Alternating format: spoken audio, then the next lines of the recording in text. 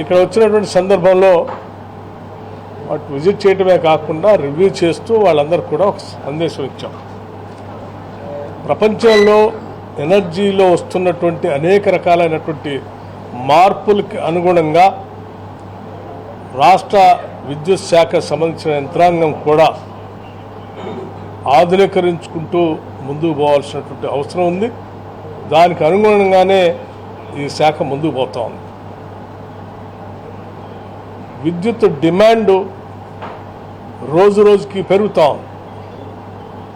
ఉదాహరణకి 2023-24 మార్చి నెలలో కేవలం 15,000 మెగావాట్లు పీక్ డిమాండ్ ఉంటే 2024-25 మార్చి కల్లా వచ్చేవారికల్లా అది 17,162 మెగావాట్లు పీక్ డిమాండ్కి వినియోగంలోకి వచ్చేసింది.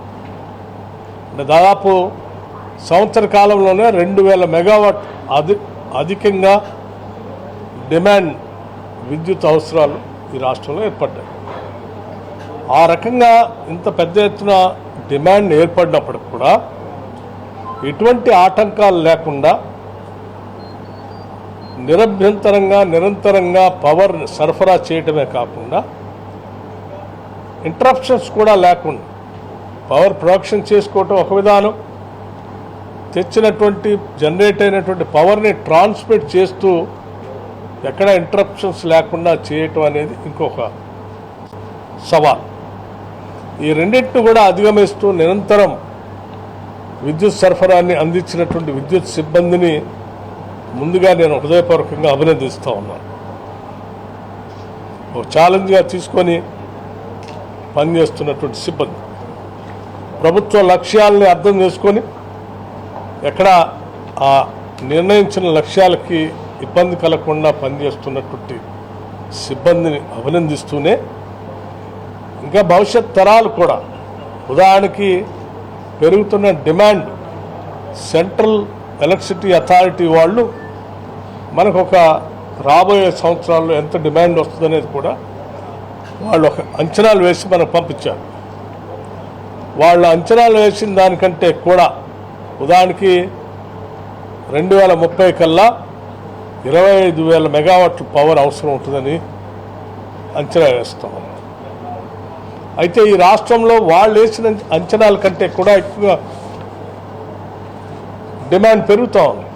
9.96% రేట్లో ఈ డిమాండ్ వృద్ధి పెరుగుతూ ఉంది. దానికి కారణం ఈ రాష్ట్రంలో రాష్ట్ర ముఖ్యమంత్రి రేవంత్ రెడ్డి గారి నాయకత్వంలో ఈ కాంగ్రెస్ ప్రభుత్వం, ప్రజాప్రభుత్వం తీసుకొస్తున్నటువంటి అనేక అభివృద్ధి కార్యక్రమాలు, కొత్త పరిశ్రమలు, హైదరాబాదు రాష్ట్రంలో హైదరాబాద్ చుట్టూ ఉన్నటువంటి ఔటర్ రింగ్ రోడ్డు కాకుండా రాష్ట్రంలో ఉన్నటువంటి వివిధ జిల్లాలను కలుపుతూ మనం ప్రణాళిక తయారు చేసుకున్నటువంటి regional ring road, Musi reservation కావచ్చు, లేకపోతే స్కిల్ యూనివర్సిటీ కావచ్చు, ఫ్యూచర్ సిటీ కావచ్చు, లేకపోతే మనం ఇచ్చినటువంటి అనేక రకాలైనటువంటి సంక్షేమ అభివృద్ధి కార్యక్రమాలతో ప్రజల జీవన స్థితిగతులు పెరిగి కరెంటు వాడకం పెరిగి ఈరోజు డిమాండ్ కూడా విపరీతంగా పెరుగుతాం.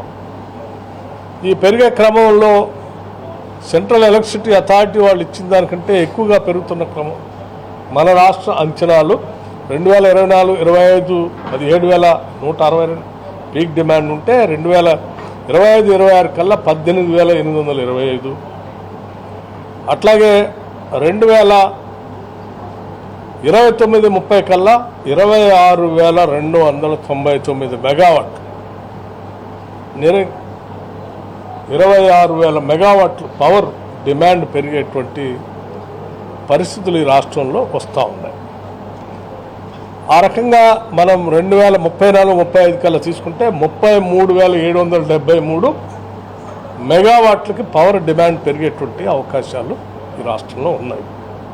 ఇటువంటి పరిస్థితులు, ఇంత భారీగా పెరుగుతున్నటువంటి పరిస్థితుల్లో దానికి అనుగుణంగా మనం భవిష్యత్ తరాల అవసరాల కోసం ప్రణాళికలు తయారు చేసుకొని ముందుకు పోవాల్సినటువంటి అవసరం ఉందని తెలంగాణ రాష్ట్ర ప్రభుత్వం న్యూ ఎనర్జీ పాలసీ ద్వారా అదనంగా థర్మల్ పవర్తో పాటు clean and green energy, renewable ఎనర్జీని కూడా పెద్ద ఎత్తున తెచ్చుకోవాలనే ఆలోచనతో ముందుకు పోతా ఉన్నాం.